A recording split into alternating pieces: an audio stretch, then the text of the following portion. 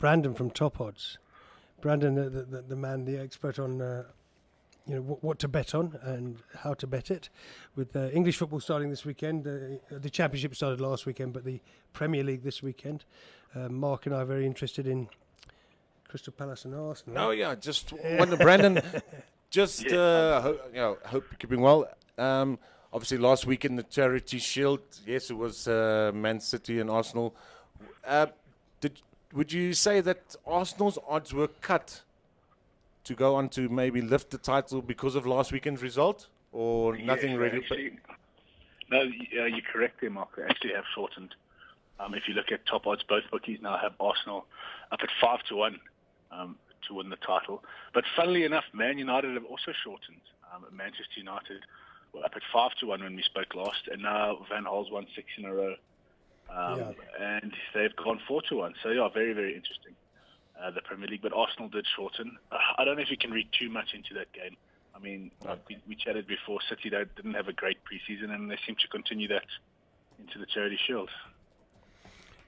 I think that Arsenal, I know it's only a pre-season friendly and I know it's only the Community Shield, but blimey, I thought they scored 3 great goals. I think they're showing some balance. I think, and it's the typical Gunners kind of optimism after 8 seasons of no trophies that we now feel that we've got a good side. And you're right, Van Gaal pre-season has looked good with Man United. Would you go with either of those, or are we looking at the normal Chelsea-Man City thing? Just like I said before, I don't think I can take Chelsea and Man City both at 2-1 with the bookies. Man City did drift a little bit after that game, but not much. I mean, we haven't seen Chelsea, in a competitive match. But yeah, Man City have gone out 5-2. They were 2-1 before that Community Shield game. And Arsenal, yeah, you can get 11-2 with Alan Bookmaking and World Sports Betting, but still, I would be looking, like you say, maybe at an Arsenal or a Manchester United for a little bit of value. They have both shortened, but yeah, I'm not taking 2-1 Chelsea or 5-2 Man City. I'm not rushing to get my money on that. Neil, just a quick question. I mean, I'm asking you because you're an Arsenal fan, and you can get better odds Arsenal winning the title than Man United, and to me that's a bit surprising. I suppose that's the David Moyes hangover, isn't it, really? Arsenal have made some, Mark and I were talking just now about the signings that Arsenal have made. They're finally starting to spend money. Arsene Wenger seems to have got over the dip caused in his spending by the building of the Emirates Stadium, which they had to pay off.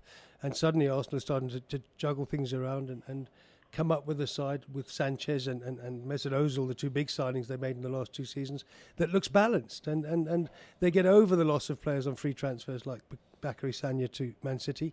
I think, I can't see a reason not to be optimistic this season. But as I say, every season it's the same. We always feel that Arsenal have got a good enough side, and we end up 4th. So it's a tough one. Yeah, what can you do?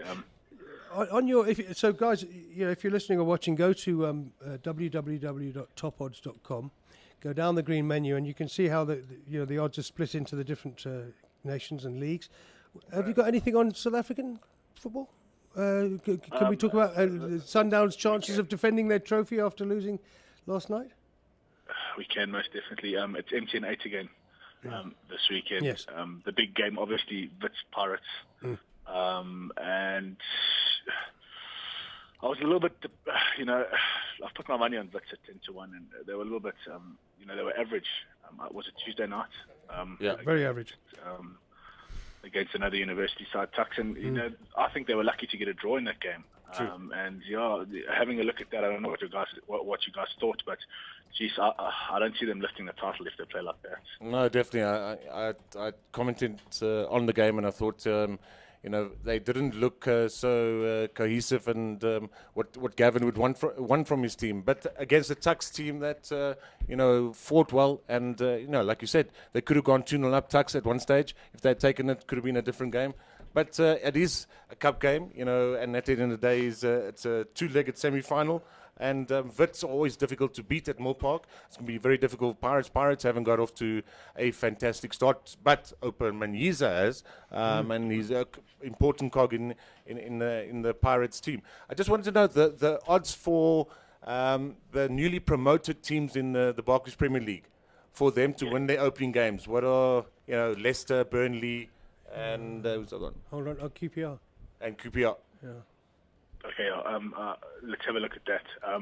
Like you say, generally the first season for these sides coming up is generally the better season. They generally battle the second season, and it's Leicester who have come up and they're playing Everton this weekend, and you can get Everton at 14-10 with Alan Bookmaker and 14-10 with World Sports Betting. So Everton are the favourites, but Leicester, who are at home, they are just under 3-1. So just under 2-1.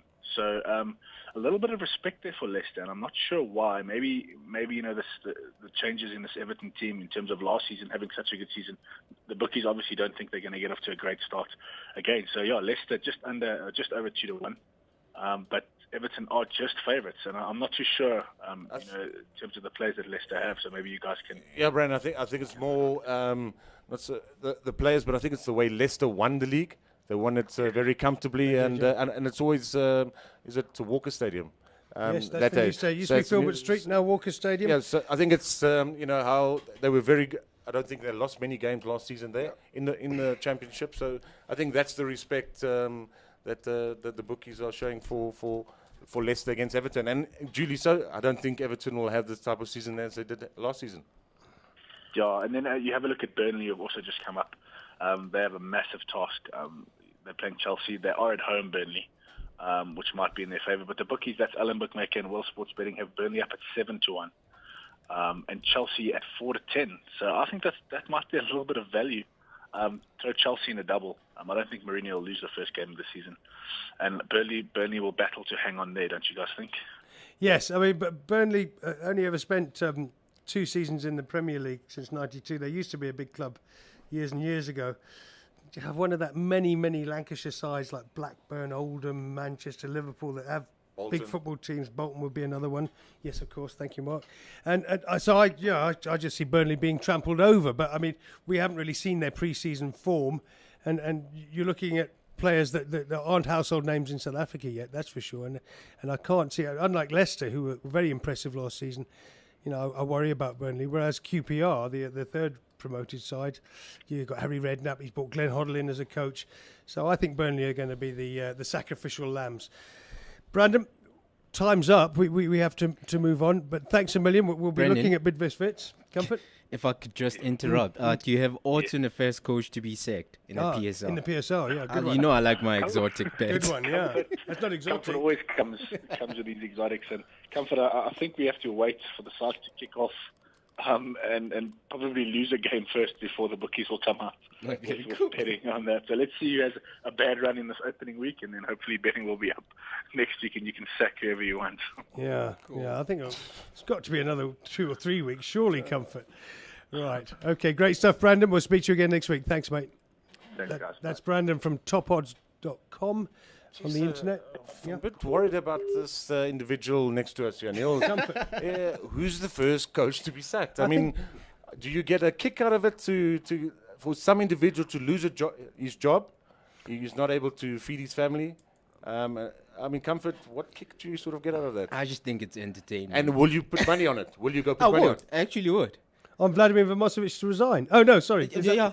Listen, that's a good bet. That's a good one. I think it's a good bet that So do I. old Vivi to go back to wherever he's from. Absolutely. SoccerBallz. The SoccerBallz Show.